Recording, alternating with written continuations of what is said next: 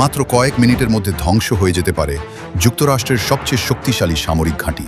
কারণ চীন ইতিমধ্যেই তাক করে রেখেছে 1700+ ক্ষেপণাস্ত্র।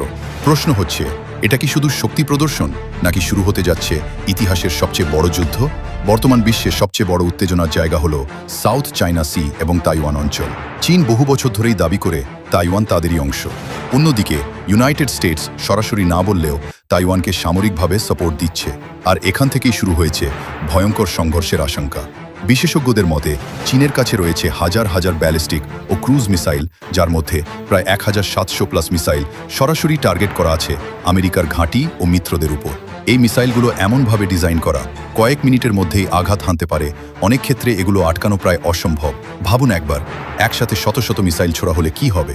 চীনের প্রধান টার্গেট হতে পারে জাপানে থাকা আমেরিকান ঘাঁটি, গুয়াম দ্বীপ, দক্ষিণ কোরিয়ার সামরিক বেস, বিশেষ করে গুয়াম এবং জাপান। এগুলো ধ্বংস হয়ে গেলে পুরো প্রশান্ত মহাসাগরীয় অঞ্চলে আমেরিকার শক্তি অনেকটাই দুর্বল হয়ে যাবে। যদি সত্যিই যুদ্ধ শুরু হয়, প্রথম আঘাত আসবে মিসাইল দিয়ে, তারপর বিমান ও নৌবাহিনী, পুরো বিশ্ব অর্থনীতি কেঁপে উঠবে। এমনকি কিছু বিশ্লেষক বলছেন এটি তৃতীয় বিশ্বযুদ্ধে রূপ নিতে পারে। কিন্তু প্রশ্ন হচ্ছে, একসাথে 1700 মিসাইল এলে সবকিছু কি আটকানো সম্ভব? আপনি কি মনে করেন সত্যিই কি যুদ্ধ শুরু হবে? কমেন্টে জানান।